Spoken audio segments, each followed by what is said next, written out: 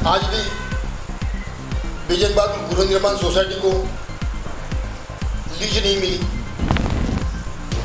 आज भी इंदौरा मौजा इंदौरा को लीज नहीं मिली और पीछे से आई हुई भारतीय जनता पार्टी ने जरीपटका को लीज दी। वो इंजीनियरिंग कॉलेज आजरी मांझी का इंजीनियरिंग कॉलेज म्यान ले गए।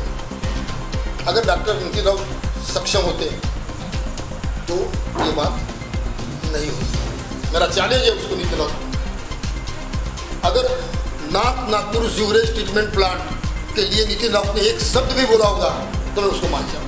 पता है चैलेंज है।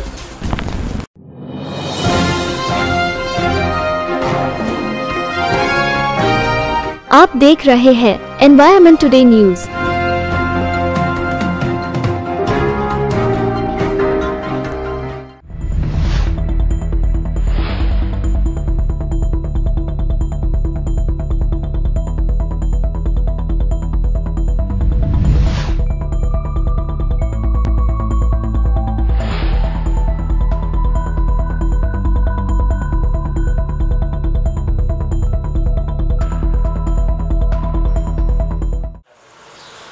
महाराष्ट्र में 288 सीटों का बिगुल अभी बच चुका है विधानसभा का। ऐसे में अभी हम उत्तर नागपुर में हैं और हमारे साथ अभी उत्तर नागपुर में माजी नगर सेवक मुरली मेश्राम जी हमारे साथ जुड़े हैं, जो वंचित से जिनको उम्मीदवारी मिली। तो आइए उनसे बात करते हैं। सर, आपका बहुत बहुत स्वागत है हमारे चैनल एनवायरमेंट टुडे न्यूज़ में। उत्तर नागपुर में 4 बार कांग्रेस यहाँ से आ चुकी है, विधायक रह चुके हैं माननीय डॉक्टर नितिन जी राउत। एक बार भाजपा भी चुन के आ चुकी है। इसके पहले हम देखते हैं कि उत्तर नागपुर जो है ये आरपीआई का एक समय में गढ़ रह चुका है। अभी हम देखते हैं अम्बेडकरी चळवळ SC रिजर्व रहने के बाद भी यहाँ से नीला झंडा अभी तक के हमको उत्तर नागपुर में इतने सालों से दिखाई नहीं दिया। इसके पीछे की क्या राजनीति है? और आपके सामने में इतने कद्दावर नेता हैं जो कि 4 बार अभी लगातार आमदार रह चुके हैं। तो इस क्षेत्र को लेकर के आपको उनके टक्कर में आप किस तरीके से आप टक्कर दोगे और क्या सोचते हो उत्तर नागपुर का कितना विकास जो है आपको देखने मिलता है यहाँ पर? सबसे पहले एनवायरमेंट टीवी यूट्यूब चैनल का मैं तहे दिल से धन्यवाद अदा करता हूँ कि मुझे वंचित बहुजन आघाड़ी की टिकट स्वर्गीय प्रकाश बाला साहब आम्बेडकर और महाराष्ट्र राज्य की अध्यक्षा रेखाताई ठाकुर इनके माध्यम से टिकट मिलने के बाद आपका यूट्यूब चैनल मेरी इंटरव्यू लेने आया है। मैं आपका धन्यवाद अदा करता हूँ। एक ज़माने से क्या भारत देश स्वतंत्र होने के पहले से ये अपना इंदौरा डॉक्टर बाबा साहब अम्बेडकर की चळवळ का बाले किल्ला रहा है और आज भी कोई आंदोलन होता है तो इसको इंदौरे से ही धार मिलती है। और आज भी इस उत्तर नागपुर को डॉक्टर बाबा साहब आम्बेडकर की चळवळ का बाले किल्ला करके माना जाता है। पर बड़े दुख के साथ, अफसोस के साथ कहना पड़ता है कि पिछले 25 सालों से यहाँ पर 30 सालों से भोला पटेल भी था। एक बार भोला पटेल भी थे। बीजेपी और कांग्रेस के आमदार चुन के आए। उसमें जब डायरेक्टर राजाभाऊ खोब्रागडे के नेतृत्व में जो रिपब्लिकन पार्टी ऑफ इंडिया यहाँ पर विदर्भ में काम करती थी, उनके देहांत के बाद उस रिपब्लिकन पार्टी ऑफ इंडिया का, जिसको अपन शॉर्ट में खोरीपा कहा जाता था, उस खोरीपा का नामो निशान मिटने लगा।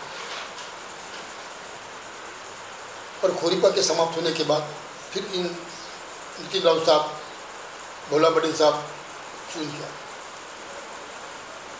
और ये आम्बेडकरी चळवळ का बाले किल्ला होने के बावजूद भी यहाँ से गांधीवादी विचारधारा और गोलवलकर की विचारधारा के आमदार यहाँ से चुन के। ऐसा नहीं होना चाहिए था। और इस बात को यहाँ पर पिछले 25 सालों से डॉक्टर बाबा साहब आम्बेडकर के चळवळ को मानने वाले लोग बहुत दुख के साथ कहते हैं कि जब इतनी बड़ी आंदोलन होती है, देश में कोई भी आंदोलन होता है, उसकी धार उत्तर नागपुर से निकलती है। और उस जगह से ये क्यों कांग्रेस के और बीजेपी के आमदार चुन के आते, उसका एक कारण ये है कि ये जो हमारे कुछ यहाँ पर दलाल प्रवृत्ति के लोग हैं, कांशीराम साहब की भाषा में कहे तो चमचा प्रवृत्ति के जो लोग हैं, उन्होंने ये हमारे पार्टी को बेचकर अपना स्वार्थ, अपना पेट, अपना घर बचाने के लिए, अपने आप को बड़ा बनाने के लिए इन्होंने समाज को, पार्टी को बेचने के कारण ये गांधीवादी विचारधारा और ये गोलवलकर की विचारधारा के नामदार यहाँ से चुन गया था। परंतु इस बार आप लोग भी उत्तर नागपुर में रहते हो, आप लोगों ने भी देखा कि पिछले 20 सालों से नितिन काशीनाथ राउत ये यहाँ से आमदार, बीच में 5 साल का उनको गैप मिला। उस 5 साल के गैप में डॉक्टर मिलिंद माने साहब यहाँ के आमदार बने थे भारतीय जनता पार्टी के। इन 25 सालों में सर आप देखते हैं तो 25 सालों में आपको चेंजेस दिखता है, विकास हुआ नहीं हुआ? मैं वही कह रहा सर, हाँ, विकास नहीं के बराबर हुआ। आज भी झोपड़पट्टी वाले लोगों को मालिकी हक के पट्टे नहीं मिले। आज भी बेजनबाग गृह निर्माण सोसाइटी को लीज नहीं मिली। आज भी इंदौरा, मौजा इंदौरा को लीज नहीं मिली। और पीछे से आई हुई भारतीय जनता पार्टी ने जरीपटका को लीज दे। तो इसका राजकारण हुआ है क्या सर? ऐसा आपने? हाँ, राजकारण हुआ है ना। उनमें वो करने की क्षमता ही नहीं। अगर क्षमता होती, हाँ, इच्छा शक्ति होती तो आपने देखे आंजरी मांजरी में इंजीनियरिंग कॉलेज आया था। हाँ, वो इंजीनियरिंग कॉलेज महाराष्ट्र गवर्नमेंट देने के बाद में वो इंजीनियरिंग कॉलेज देवेंद्र फडणवीस ने महाराष्ट्र के उप मुख्यमंत्री बनने के बाद दोबारा, हाँ, वो इंजीनियरिंग कॉलेज आंजरी मांजरी का इंजीनियरिंग कॉलेज मिहान ले गए। अगर डॉक्टर नितिन राउत सक्षम होते तो ये बात नहीं होती। तो वो तो कहते हैं सर कि मैंने बहुत विकास कर दिया। पहले जो लोग हैं वो यहाँ आने से डरते थे। उत्तर नागपुर में कोई ऑटो रिक्शे वाला भी आता नहीं था, ऐसा क्यों मानते? तो आप क्या सोचते हो? ये बातें उनके कार्यकर्ताओं द्वारा की जाती है कि यार हमने उत्तर नागपुर में ऐसा देखा है कि पहले ऑटो रिक्शा, और अगर हम उनको बताते थे कि हमको उत्तर नागपुर जाना है तो रिक्शे वाले भी हमको, ऑटो वाले भी हमको मना कर देते, भैया उधर नहीं जाना। मैंने इतना क्राइम उत्तर नागपुर में था, मैंने वो क्राइम कम कर दिया। 4 पुलिस स्टेशन जो है यहाँ पर मैंने खुलवाया, और मैंने इतना विकास यहाँ के लोगों के लिए किया, ऐसा वो लोग मानते हैं। आप क्या सोचते हैं कि वाकई उत्तर नागपुर में ऐसा था? हाँ, उत्तर नागपुर में 80, 86, 90 तक, 91, 92 तक कांग्रेस वाले क्या, कांग्रेस वालों की तो ऐसी फटती थी, कैसी ऐसी फटती प्रचार करने की। तो बीजेपी वाले तो दूर ही रहे। अरे यूं जब बीएसपी का यहाँ उदय हो रहा था तो खोरीपा के लोगों ने बीएसपी के लोगों को, पिंडल को उठा के फेंक देते अंधेरों में। यह आतंक था, ये डर था। अच्छा, ये डर सर, हाँ, आपने जो पूछे कि वो हाँ, कहते हैं कि मैंने यहाँ क्राइम कर दिया, हाँ, तब हमारा उत्तर नागपुर माँ का भय में ही था। पर वहाँ पर हमारे उत्तर नागपुर में पढ़े लिखे लोग बहुत कम थे, पढ़ना जस्ट चालू हुआ था। मैं ये बात इसलिए कह रहा हूँ कि मैं भी 1977 से ट्यूशन क्लास ले रहा हूँ। हाँ, बराबर। 45 साल हो गए और मैंने ऐसे ऐसे विद्यार्थियों को पढ़ाया कि वो विद्यार्थी आज कहाँ के कहाँ है। मैंने ऐसे ऐसे लोगों के साथ मेरा संपर्क आया। तो जिस तरीके से हमारे तरफ पढ़ाई का विस्तार होते गया, एक ज़माना था कि हमारे ये जो लाइन है, इस लाइन में 8 लाइन मिलके 1 ग्रेजुएट मिलता था उस काल में, 77, 76, 75 के काल में। आज हमारे एक लाइन में 20, 25 ग्रेजुएट मिलेंगे, इंजीनियर, डॉक्टर, IIT वाले मिलेंगे। तो ये जो क्राइम है, ये क्राइम इन्होंने कम नहीं किए। ये यहाँ पर हमारे जो शिक्षण हुआ और हमने अपने आप को जो डेवलपमेंट के उत्तर नागपुर के लोग हैं, इसमें उत्तर नागपुर के में इस बारे में ये क्राइम करने के बारे में डॉक्टर नितिन राउत का कोई हाथ नहीं है। जैसे जैसे बस्तियाँ बढ़ती गई, समाज शिक्षित होते गए, जैसे जैसे बस्तियाँ समाज जैसे जैसे एजुकेट होते गए वैसे वैसे समाज समझते गए। पर जैसे जैसे बस्तियाँ बढ़ती गई, जनसंख्या बढ़ती गई, उस जनसंख्या को कंट्रोल करने के लिए एक पुलिस स्टेशन काफ़ी नहीं था, इसलिए उसको पुलिस स्टेशन बनाना अत्यंत आवश्यक। उसकी समय की मांग थी, डिमांड थी, ये कोई बात नहीं।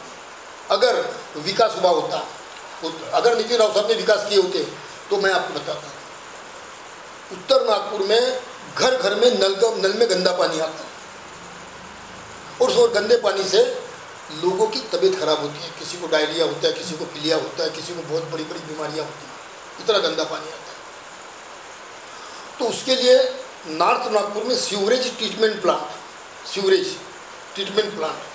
यानी वो बड़े बड़े पाइपलाइन डालने की, वो 2008 में केंद्र सरकार ने दिया, कांग्रेस सरकार ने दिया था केंद्र की, पर के नितिन राउत साहब उत्तर नागपुर में सीवरेज ट्रीटमेंट प्लांट लागू करने में अभी तक असक्षम है।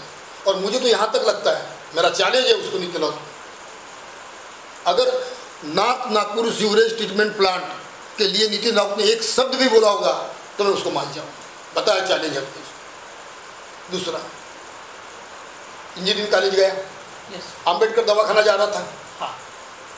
इसके इनके अभी की बात, नितिन राउत के अकार्यक्षमता के मूल्य ये दवाखाना जा रहा था। यहाँ के उत्तर नागपुर के सुजान नागरिकों ने, अरे यार दवाखाना जाएगा, इंजीनियरिंग कॉलेज चला गया, दवाखाना भी जाएगा, दवाखाना नहीं जाना चाहिए करके उत्तर नागपुर के सुजान नागरिक आप जैसे तमाम लोग हम एक हुए और डॉक्टर बाबा साहब आम्बेडकर रुग्णालय बचाओ पूर्ति समिति बनाए और वहाँ पर आंदोलन किए और वो दवाखाना बचाए, दवाखाने को सैंक्शन करवाए, उसका बजट भी सैंक्शन करवाए, पर वो दवाखाने को, हाँ बजट कम किया फडणवीस ने, देवेंद्र फडणवीस ने, भाजपा सरकार ने बजट कम किया, पर हमने क्यों बजट कम होकर मान्य किए? दवाखाना यही रहना चाहिए, चलो बजट को हम आगे और लाएंगे और आंदोलन करेंगे। जब सुप्रीम कोर्ट ने SC/ST का वर्गीकरण का मुद्दे का निकाल दिया था 1 तारीख को, और फिर 20 तारीख को 20 अगस्त को शायद अपन भारत बंद रखे थे, तो उसके उपलक्ष्य में संविधान चौक में तमाम SC/ST संगठनों ने, जो अम्बेडकरी विचारधारा को मानने वाले लोग हैं, उन्होंने मोर्चा निकाले थे, उसमें कांग्रेस समाविष्ट नहीं थी। साहब आए, नितिन राउत साहब आए, वहाँ के लोगों ने संविधान चौक में अक्षरशः एक्चुअली नितिन राउत साहब को वहाँ उस पिंडाल से हकेल भगा दिए। वहाँ रंजीत मिश्राम सर थे, माजी तहसीलदार धर्मेश कुसाटी जी थे, बहुत सारे लोग थे, भगा दिए उनको वहाँ से कि आप ये नहीं कर सकते। कोई कांग्रेसी गांधी टोपी छोड़कर नीली टोपी डाल के घूमता है कांग्रेस में, पर टोपी डालता नहीं है, और सिर्फ दिखावे के लिए कि मैं अम्बेडकरवादी हूँ। और इस तरह से यहाँ पर उन्होंने ना रोजगार का कोई काम किया। आज इंदौर में किसी घर को किसी को घर बनाना हो, किसी को अपनी बेटी को पढ़ाना हो, किसी को अपनी घर को नया तरी बनाना हो, तो उसको लोन नहीं मिलता। क्यों कि नहीं? बेजनबाग सोसाइटी के लोग अपनी सारी जिंदगी उन्होंने लगा दिए पैसे, उनके घर गिरने के इस कगार पर है, तो नितिन राउत साहब के मन में करने की कोई इच्छा है? ये 130 एकड़ जगह पर डॉक्टर बाबा साहब आम्बेडकर पार्क की जगह है, उसके लिए नितिन राउत साहब ने एक पत्र दिया होगा। नारा घाटाजवळ नारा गावामध्ये 130 एकड़ जागेवर डॉक्टर बाबासाहेब आंबेडकर पार्कसाठी जागा खाली है, त्या जागेसाठी उस जगह के लिए नितिन राउत साहब ने एक पत्र दिया होगा तो बता। पर अपने मिलेनियम कॉलेज के लिए जगह मिलनी चाहिए, वो कितने पत्र हैं, वो उनके पास भी और मेरे पास भी। जो आदमी अपना खुद का विकास का ध्यान रखता है, वो समाज का विकास नहीं कर सकता। अगर उत्तर नागपुर की जनता ने मुझे साथ दिया तो मैं उत्तर नागपुर की जनता को आश्वस्त करता हूँ, मैं उत्तर नागपुर की जनता के साथ 100% रहूँगा और एक साल के अंदर ये जितनी भी समस्या मैंने बताया, इस सब समस्याओं का हल निकाल के रहूँगा। वहाँ पर जितने भी प्रशासकीय बाबू है, उस प्रशासकीय बाबू की हलक में हाथ डालकर किस तरीके से काम किया जाता है, ये मुझे मालूम है। ये इच्छा शक्ति नितिन राउत साहब में नहीं है और ना डॉक्टर मिलिंद माने में। आप अभी जनता को क्या मैसेज दोगे, अगर आप एज ए MLA बनते हो, विधायक बनते हो, उत्तर नागपुर से आप चुनकर आते हो, तो जनता के लिए आपके पास क्या क्या है और क्या क्या आप करोगे उन लोगों के लिए? उत्तर नागपुर की डेवलपमेंट आप किस तरीके से करोगे? सबसे पहले हमें एजुकेशन के मुद्दे में हाथ डालना पड़ेगा। अगर यदि उच्च स्तरीय सरकारी स्कूल, मैं उत्तर नागपुर का विधायक की बात कर रहा हूँ, मैं नागपुर शहर की बात और महाराष्ट्र की बात नहीं कर रहा, मैं उत्तर नागपुर का। अगर उत्तर नागपुर में आज भी मेहनतकश लोगों की संख्या ज़्यादा है, रोजी रोटी कमाने वाले लोगों की संख्या ज़्यादा है, अगर उनके बच्चों को पढ़ाने के लिए सरकारी स्कूल एक उच्च स्तरीय मिल जाए प्राइवेट स्कूल के बजाय, और वो सरकारी स्कूल यहाँ पर उत्तर नागपुर में कम से कम मैं पहले साल 4 खोलूँगा। उस 4 स्कूल से मैं जो मेहनतकश लोगों के जो बच्चे ये प्राइवेट स्कूल में पढ़ते हैं, उनका जो कर्ज में वो डूब जाते हैं, उस कर्ज में से मैं उनको बाहर निकालूंगा। उसी के साथ यहाँ पर उपलवाड़ी अपना औद्योगिक एरिया इलाका है, इस उपलवाड़ी में बहुत से कारखाने बंद हैं, और जो कुछ भी कारखाने चालू है उस कारखानों में बाहर के राज्य से मध्य प्रदेश, उड़ीसा, इस राज्य से वहाँ के कंपनी के मालक वर्कर लाते हैं, और उन वर्करों को अपने पास ही सोने खाना पिलाने की व्यवस्था करते हैं, और उनके पास से 8 घंटे के बजाय 12 घंटे काम करवा लेते हैं। पर नियम यह है कि जिस इलाके में वो फैक्ट्री है वहाँ के 60% लोगों को, शिक्षित लोगों को उस कंपनी में नौकरी मिलनी चाहिए। ये नियम है संविधान। तो मैं उस नियम के अंतर्गत इन फैक्ट्रियों में ये जो अपने उत्तर नागपुर में शिक्षित बच्चे, उन शिक्षित बच्चों को वहाँ पर लगाऊंगा। मैंने इस तरीके से कुछ मुझे बेरोजगारी दूर करने का मौका मिलेगा। गरीबों की बच्चों को पढ़ने के लिए मैं उच्च स्तरीय सरकारी स्कूल बनाऊंगा, तो उससे उनके जो खर्च बढ़ता है वो खर्चा कम होने में मदद होगी, उससे उनका रहनीमान ऊँचा होगा। ये मैं काम करूँगा। और साथ ही साथ यहाँ पर गली गली में 2 गली का एक बुद्ध विहार, 2 गली का एक बुद्ध विहार, जैसे वो नरेंद्र मोदी की सरकार ने ये वर्गीकरण का मुद्दा लेकर हमको जो जाति में डिवाइड करने का मुद्दा लिया ना, वैसे ये नितिन राव साहब ने और मलिक मान्य साहब ने बुद्ध विहार बना के हमको ये 2 गली हम तुम्हारा बुद्ध विहार, ये तेरा बुद्ध विहार, ये तेरा बुद्ध विहार है। परंतु उसके बजाय अगर महाराष्ट्र गवर्नमेंट का जो महिला विभाग है, महिलाओं का विकास करने के लिए विभाग है, उस विभाग के माध्यम से यहाँ पर महिला उद्योग के काम लाए होते हैं, तो महिलाओं को उस बुद्ध विहारों में घर में बैठे बैठे ही आजू बाजू में काम मिला होता है। जैसे आज आप देखते हो कि गृह उद्योग, आप देखते हो इतवारा में ये जरीपटका में महिला घर घर में काम करती है, हमारी महिला यहाँ से शूट कर वो जरीपटका में जाके काम करते हैं। वैसे उद्योग हम यहाँ ला सके तो घर में बैठे बैठे वो ज़्यादा पैसे कमाएंगे, उनका उन्नति का मार्ग खुलेगा। ऐसे मैं कुछ काम करूँगा। ये अगर डॉक्टर बाबा साहब आम्बेडकर दवाखाना फुल फेज में शुरू हो जाए तो यहाँ पर बहुत बड़ा रोजगार उत्तर नागपुर में मिलेगा। कई पेशेंट आते हैं तो आप देखते हो धनतोली में कैसे हॉस्पिटल होटल फुल रहते हैं। ये ITI इंदिरा मैदान का ITI जो है, ये ITI अगर फुल फेज में शुरू हो जाए तो यहाँ पर भी हज़ारों बच्चे पढ़ेंगे, तो उस बच्चों को भी यहाँ पर रहने के लिए आजू बाजू के लोगों के घर में किराए से रहना पड़ेगा, तो उनका भी आमदनी बढ़ेगा। तो ये आमदनी बढ़ाने के कारण साधन है, ये साधन मैं उत्तर नागपुर में पहले साल ही लाऊंगा। और मेरी उत्तर नागपुर की जनता को मालूम है कि इसके पहले जितने भी उम्मीदवार यहाँ खड़े थे ये सब बिकाऊ उम्मीदवार खड़े थे, पर मैं अपने दम पर अपने पिछले 45 सालों से जो मैंने अपना मान सम्मान कमाया, अपने लोगों के बीच में इज्जत कमाई, और मेरे जो साथी लोग हैं, कम से कम मेरे 2000 से 3000 की टीम है जो साथी लोगों की, वो अभी भी काम कर रही है। हम आपको डिजिटल मीडिया पे कम दिखेंगे, हम आपको पेपर में कम दिखेंगे, पर हम आपको घर घर में ज़्यादा दिखेंगे। उत्तर नागपुर में अगर 1 लाख मकान, 1,08,000 मकान होंगे तो 30,000 मकानों में अभी तक मेरे साथी हम पहुंच चुके हैं। और मुझे विश्वास है कि उत्तर नागपुर की जनता मुझे अपने साथ रखकर मुझे यहाँ का MLA आमदार बनाएंगे, ऐसा मुझे पूरा यकीन है। तो हमारे साथ अभी माननीय मुरली जी मेश्राम जी हमारे साथ में थे, जो वंचित बहुजन आघाड़ी के उम्मीदवार है उत्तर नागपुर के। इनका चुनाव चिन्ह भी सिलेंडर है। तो जनता के सामने उन्होंने अपने पूरे विचार रखे और उन्होंने बताया कि किस प्रकार से पहले की परिस्थिति थी और आज की परिस्थिति में कितना फर्क है। और उस हिसाब से देखा जाए, अगर परिस्थितियों की अगर बात हम सामने रख कर देखा जाए तो अभी की परिस्थिति के हिसाब से बिल्कुल भी विकास नहीं हुआ, ऐसा उनका मानना है। साथ ही उन्होंने रोजगार और शिक्षा को लेकर भी बातें कही, जो वाकई में उत्तर नागपुर की जनता को समझना पड़ेगा कि उत्तर नागपुर में वाकई कितनी स्कूली शिक्षा मिल रही है, गरीब बच्चों के लिए क्या हो रहा है और साथ में रोजगार के कितने साधन उपलब्ध है, ये भी लोगों को सोचना पड़ेगा।